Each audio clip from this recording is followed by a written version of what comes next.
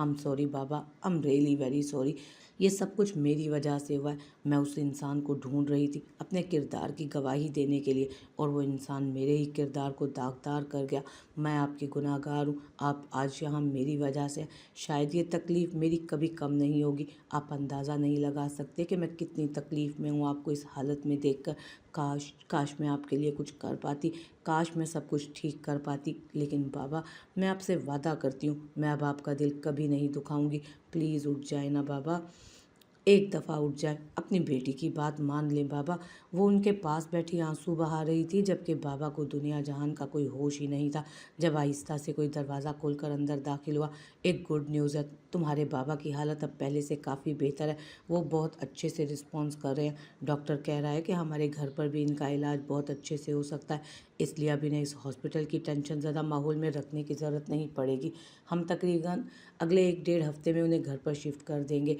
वो अंदर दाखिल होते हुए उसे बता रहा था, जब उसने बस एक नज़र उसे देखा और फिर मुस्कुराकर अपने बाबा को देखा। हाँ, मैं अपने बाबा का ख्याल रखूँगी, मैं खुद उनके पास रहूँगी, मुझे किसी पर यकीन नहीं। वो एक नज़र उसे देखते हुए बोली तो उसने जवाब में कुछ नहीं कहा। हाँ, वो उसका एतबार नहीं जीत सका था। ये थी उसकी मोहब्बत कि वो उसे छोड़कर उन दोगले रिश्तों पर यकीन कर रही थी, जो सिर्फ अपने मतलब के लिए उसे इस्तेमाल किए जा रहे थे। अपना ख्याल तुम नहीं रखती हो और वकालत करनी है तुमने। उसके आते ही पता नहीं वो क्या खा रही थी, जिसे छोड़कर वो वॉशरूम की तरफ भागी थी। वो अपना लैपटॉप और फाइल्स एक तरफ फेंकता उसके पीछे ही गया था। वकालत और उपकारियों का क्या ताल्लुक है, बताइए ज़रा मुझे। वो कुल्ली करती उसकी तरफ देखती पूछने लगी। मुझे नहीं पता क्या ताल्लुक है, मुझे बस ये पता है कि तुम बिल्कुल ठीक नहीं हो, और ये जो हरकतें तुम कर रही हो ना, इससे तुम ठीक रह भी नहीं सकोगी। मैंने तुम्हें कहा है ना कि टेंशन और परेशानियां सब छोड़कर सिर्फ़ और सिर्फ खुद पर फोकस करो। लेकिन मजाल है जो तुम मेरी किसी बात को सुन भी लो। वो उसे सहारा देता हुआ कमरे में लेकर आया था और पानी का ग्लास उसके लबों से लगा गया उठाकर। ज़रान, इससे ज़्यादा मैं अपना ख्याल नहीं रख सकती। अब क्या करूं, आप बताएं। टाइम से सोती हूँ, टाइम से जागती हूँ, हेल्दी खाना खाती हूँ, उल्टी सीधी चीज़ें खाना भी छोड़ चुकी हूँ। सिर्फ और सिर्फ बच्चे पर फोकस है मेरा, और थोड़ा आप पर भी है। कहीं आप जेलस ना हो जाए मेरे बेबी से। वो कहते कहते एंड पर शरारत से बोली, हाँ ये अच्छा कर रही हो तुम। वैसे एक बात तो बताओ मुझे, ये तुम्हारा बेबी शहीर और बारिक भैया के बेबी से पहले आएगा ना? वो उसे देखते हुए पूछने लगा।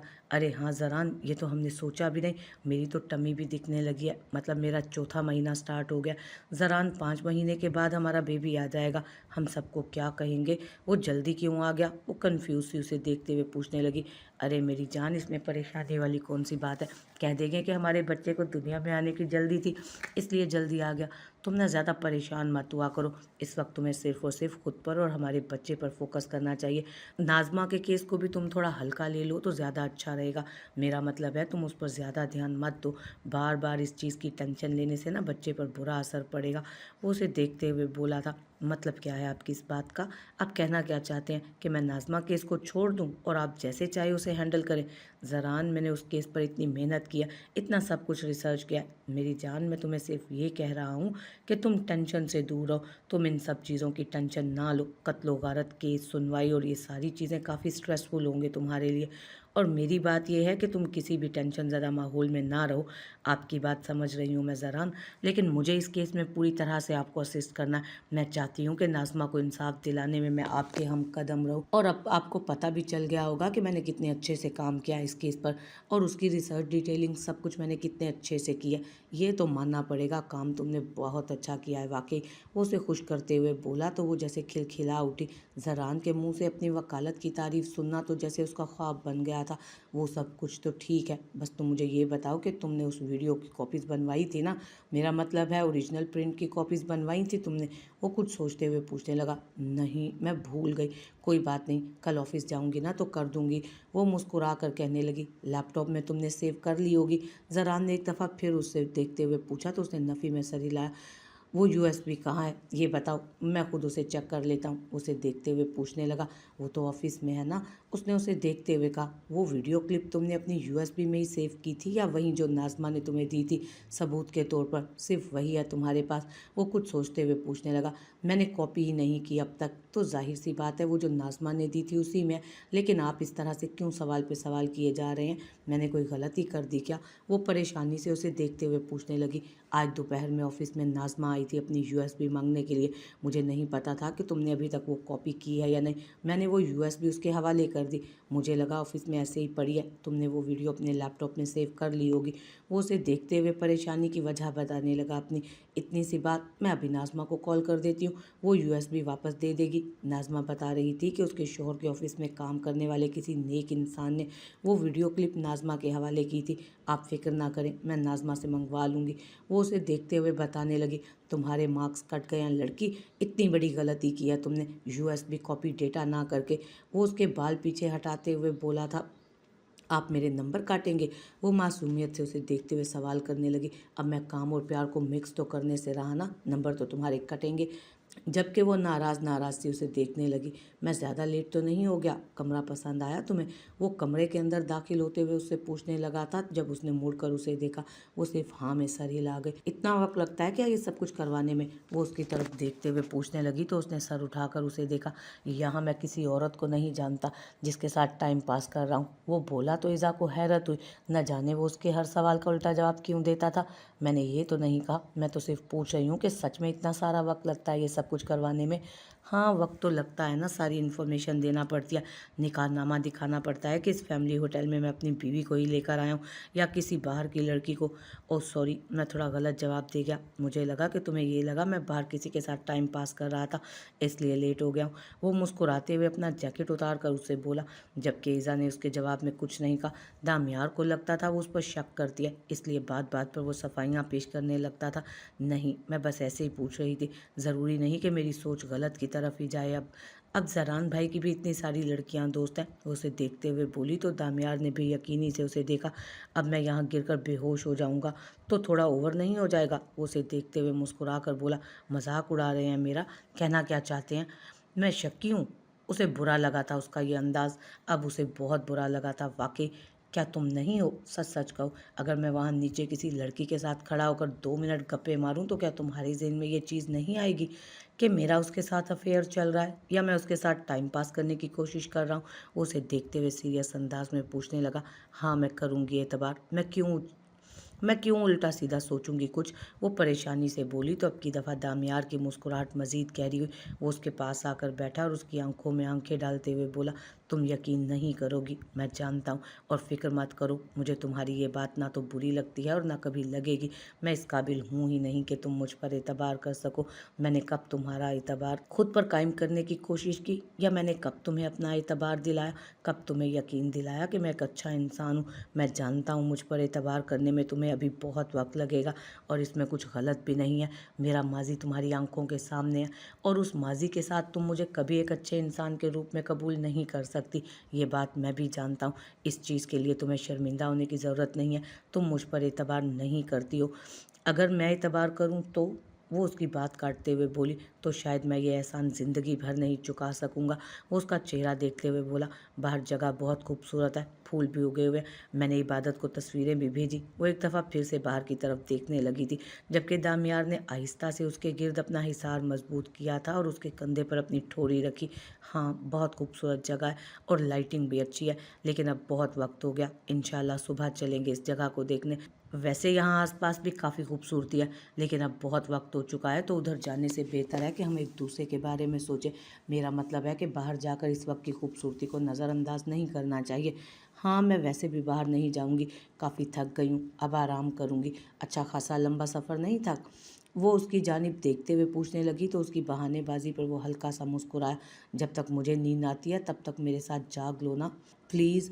वो फरमाइशी अंदाज में कहता उसके बालों को बेहद आहिस्तगी से अपने हाथ की गिरफ्त में लेता उसका चेहरा अपने करीब कर गया था। तुम एक बार मुझ पर एतबार करो, मैं तुमसे वादा करता हूँ मैं तुम्हारे एतबार को कभी नहीं टूटने दूंगा, मैं कभी तुम्हें खुद से मायूस नहीं करूँगा। हाँ, मगर बेहाल ज़रूर कर देंगे। वो उसके मजबूत शिकंजे में कैद बेहाल होते हुए बोली, जबकि वो कहका लगाते उसे खुद में कैद कर गया था। हाँ, ये तो मेरा हक है और हक से मैं कभी पीछे नहीं हट सकता। जो मेरा है वो मेरा रहेगा। तो ईज़ा ने जवाब में कुछ नहीं कहा। एतबार करोगी मुझ पर? अपने कान में उसकी सरगोशी नुमा उसे आवाज़ सुनाई दी थी। सोचूंगी, वो जवाब देती आंखें बंद कर गई। अभी नहीं सोच सकती, वो उसने सवाल किया था। अकेले में सोचूंगी। ऐसा करें कि मुझे 2-3 घंटे, तुम अब घर पर ही जाकर सोचना, जब मैं ऑफिस चला जाऊंगा तब तुम 2-3 घंटे क्या पूरे 8 घंटे सोचना। इस वक्त मैं तुम्हें छोड़ने का सोच भी नहीं सकता हूँ। वो उसे खुद से करीब करते हुए बोला, जबकि उसकी बेताबियों पर इज़ा को जहाँ हंसी आ रही थी वहीं हैरत भी होती थी। कोई उसका इतना दीवाना भी हो सकता था क्या? आधी रात का वक्त था। वो सारा काम खत्म करके कमरे में दाखिल हुई तो बारिक जाग रहा था। वो उसकी उंगलियां तेज तेज लैपटॉप पर चल रही थी। इतनी रात तक भी वो जाग रहा था, मतलब उसका इंतज़ार कर रहा था, यानी ये कि सही वक्त था नखरे दिखाने का। वो उसकी तरफ देखे बिना अलमारी से अपना नाइट सूट निकालती फ्रेश होने चली गई थी। थोड़ी देर बाद वो बाहर आते आईने के सामने आकर बैठ गई। हमेशा की तरह खुले बाल पीठ पर बिखरे हुए थे, जबकि वो अपने हाथों पैरों के मसाज कर रही थी। ये उसका रोज़ का काम था। अपनी खूबसूरती निखारने का शौक ना सही, लेकिन अपने शोर की तवज्जो पूरी तरह से सिर्फ अपनी तरफ रखने का शौक था उसे। बारिक ने एक नज़र उसे देखा और एक दफ़ा फिर से अपने काम में मसरूफ़ हो गया, लेकिन वो उसके होश ठिकाने लगा चुकी थी। अपने हसीन रूप से पूरी तरह वो अपनी तरफ उसे मुतवज्जो कर रही थी। थोड़ी देर के बाद वो उठकर बेड पर आई तो वो लैपटॉप ऑफ करता एक तरफ रख चुका था। जोरिश लाइट ऑफ करते हुए बेड पर लेटी ही थी कि अचानक उसने अपने करीब किया था उसे। क्या मसला है आपको? हटिए, दूर हो मुझसे, फिर कहेंगे कि मुझे हर वक्त रोमांस सूझता है। कोई रोमांस नहीं सूझ रहा मुझे, हाथ हटाएं। वो उसका हाथ अपनी कमर से हटाते खुद पर कंबल लेने लगी, जबकि वो कंबल एक झटके से पीछे फेंक चुका था। दिन में क्या कह रही थी तुम?